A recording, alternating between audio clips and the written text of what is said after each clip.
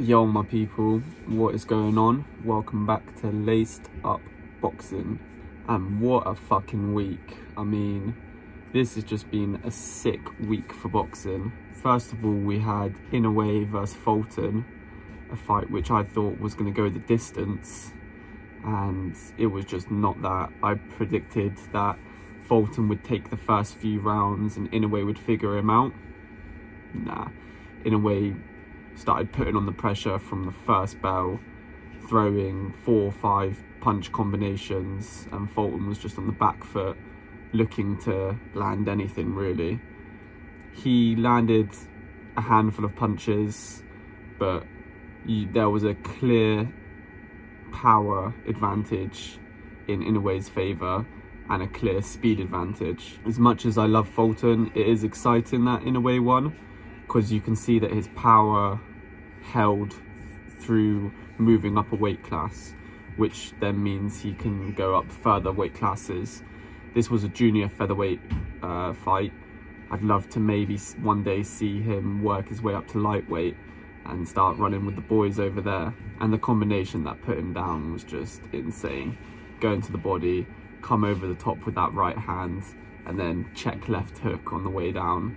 It was just perfect. Inoue definitely secured himself on that pound for pound list, and now there's a debate between him and Terence Crawford who's the number one. And then on Saturday night we had Terence Crawford versus Errol Spence Jr., and it was just fireworks from the first bell. Terence said coming into this fight that the only thing he had to worry about from Errol was his jab, and he disarmed that jab instantly. Terence's timings were immaculate. He would jab as soon as he saw Errol telegraph that he was about to jab, and it seemed like everything Errol was throwing, Terence just had an answer for and could see coming. He knocked him down in the second round with that jab, and some people were quite confused on how Errol went down from a jab, but it's because Terence is a natural right-hander boxing out of a southpaw stance, which is how I box as well. I'm a right-hander and I box as a southpaw. So when you're throwing these jabs, you can really put some power into them as it's your dominant hand, and it's almost like a right cross from an orthodox stance. If you're a right-hander, you know, you can really push some weight onto them. It was a flash knockdown, but it just set the pace for the fight, and Errol came out in that third round trying to put on the pressure, get Terence into the ropes and start bullying him like he does with all of his other fighters. But Terence just stayed composed and just had an answer for everything. Punching down with Errol when Errol would duck, moving off the centre line, finding angles and just hitting Errol any way that he could. You saw Errol's face start puffing up red, and it just told everything. It was a real one-sided beatdown that Terence put on Errol, and it just showed even at the highest level, there's still levels, you know, and Terence definitely solidified himself as their pound for pound number one boxer in the world, hands down, can't dispute it. I like the way that Sean Porter described Terence Crawford. He said in boxing there's 3 types of boxers. There's guys who will just box, play the game, stay on the outside and score points. There's counter punchers, and then there's power punchers, and Terence Crawford is all 3 of those. And you can't now say that Errol wasn't any good, because he's still an elite boxer like he had secured himself as prior to this fight. I just think after that car crash, something wasn't there anymore, and maybe it was the weight cut, but he just didn't seem to have the reflexes that he used to have, or be able to take punishment like he used to be able to. I think that Derek James could have stopped the fight a round earlier. I mean, it was starting to get pretty brutal how Errol ended up in the end of that fight, but he should be commended because he put it all on the line for greatness, and that's what boxing's about.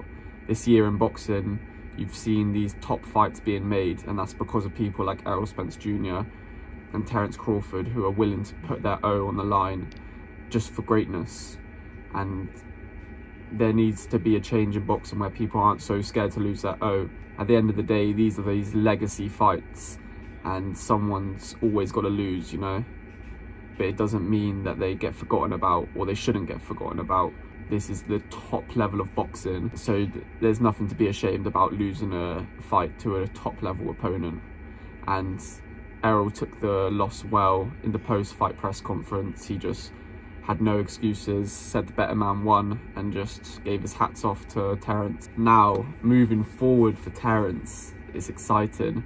I think he's talking about going up to 154, trying to become a 3 times undisputed champion. And fuck me, I think he could do it. That would be some legacy shit right there. Of course, Jermell Charlo is got an up and coming fight with Canelo in September, so it's not looking likely that it will happen this year. But I mean, if that fight could happen early next year, that would be fucking insane. And I think he's earned a shot at all the titles straight away. Now, Errol has activated his rematch clause, but he needs time to heal, and I think that they could definitely wait a year, even longer, and build that back up again. But in the meantime, Terence should move up the weight class and try to take on a top level guy. There's also the Jaron Boots Ennis fight, which to me is like a more interesting fight than any of the other ones. They've got pretty similar styles, and you just know that it would be a masterclass of boxing. However, I don't think Boots has made a name for himself as far as getting in the ring with Terence Crawford.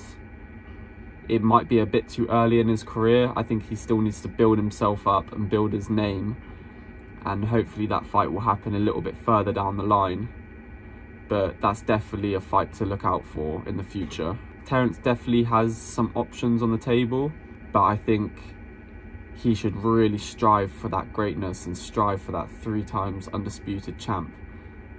That will be something that no other person has ever done, and that will put your name in the history books. It all just depends on Jermell Charlo and how his fight with Canelo goes, but he's definitely earned a well-deserved holiday after that performance. But all in all, that was a sick week of boxing. 2 fights which I thought were going to be pretty close actually were just one-sided, brutal knockouts. And I mean, you can not love it, you know, when fights end in such glorious fashion. It's like, oh, it's great, you know. Hats off to all fighters, Fulton, in a way, Errol and Bud, all putting their O's on the line to give the fans what they want and make these great fights happen. Boxing has just taken a turn, it seems like, and yeah, this year's been good. There's more exciting fights in the future to be made. I'm interested to see what the pay-per-view numbers for these fights were. I would hope that Terence Crawford and Errol Spence got over 600k.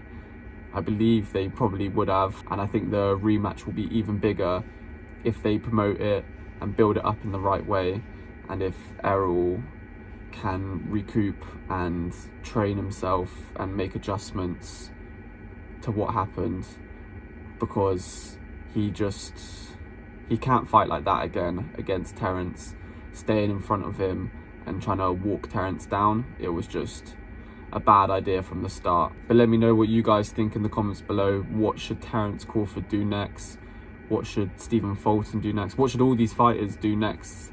What's the next chapter for them? Thanks for watching, people. Peace.